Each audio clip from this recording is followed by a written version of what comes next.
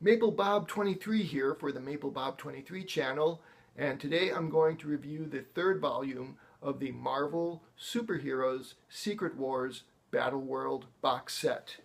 And that volume deals with one character instead of a whole bunch of superheroes, and that is the ever-loving thing, Ben Grimm. Now what happened is prior to Secret Wars, Ben Grimm was trying to have a talk with his girlfriend, Alicia Masters. I think he wanted to break up with her. He was just kind of feeling they were drifting apart, and what kind of future could he give her being a giant orange rock monster? But during Secret Wars, there he is as the rock monster. Uh, he found he could turn back into Ben Grimm. In fact, it happened so shockingly, he thought he had lost his power as the Thing altogether.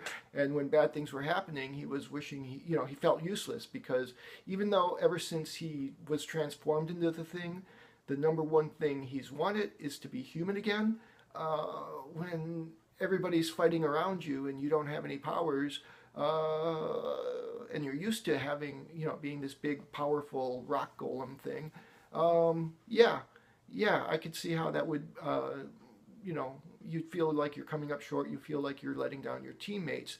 So what happens is after Secret Wars conclude, Ben decides he needs to sort things out in his head. He needs to think about things with Alicia. And most of all, he just likes being human again.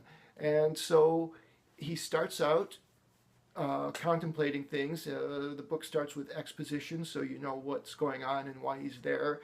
At the end of Secret Wars, Reed Richards gave him this little one-button remote control, so anytime he wants to leave Battleworld, he pushes the button and he'll be magically transported back to the sheep meadow at Central Park.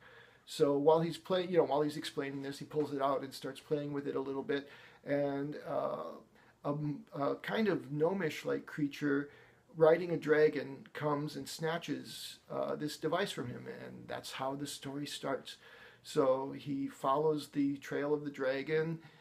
He comes to this village that has sprung up around this tower, and it turns out the beings who took his little remote control thing, I call it the take me home button, are called takers because they take things, and everybody who lives around the village there, they've come in search of something that the takers have taken for them. And he meets a short green alien woman who's got a really strange name. It might pronounce something like Laurel Nil or something like that. It's just all consonants, L's, N's, and R's, and a Y. Well, I guess that could debatably be a vowel. Anyways, she has captured one of the Taker's dragons, and she says, if you help me get my dowry back, I'll help you. I'll let you use my dragon to get up there. So he goes up there.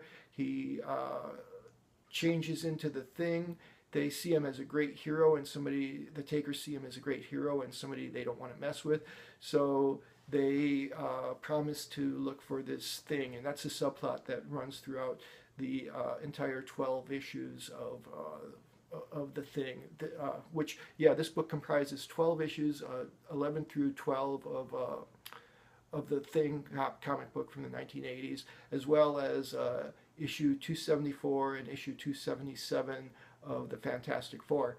So, this was a really good book.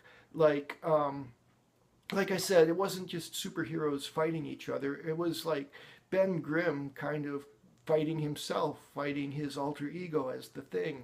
And, he meets this really beautiful warrior woman there who is, for all intents and purposes, his equal. They have these adventures together. And, in the end, he goes home as the Thing because that's just going to happen. But the way it gets there, I don't want to spoil it because, there are people out there who could still want to read this.